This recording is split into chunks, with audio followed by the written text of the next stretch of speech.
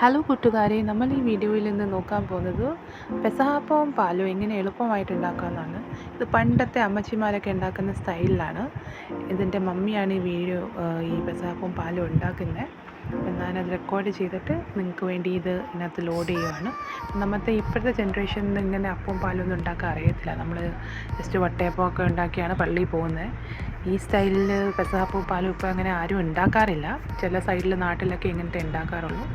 അപ്പോൾ താല്പര്യമുള്ളവർ വീഡിയോ കാണുക, എന്നിട്ട് ഇനി അടുത്ത പെസഹാക്ക് ട്രൈ ചെയ്യുക. കാരണം വീഡിയോയുടെ ഇച്ചിരി ലേറ്റായിപ്പോയി.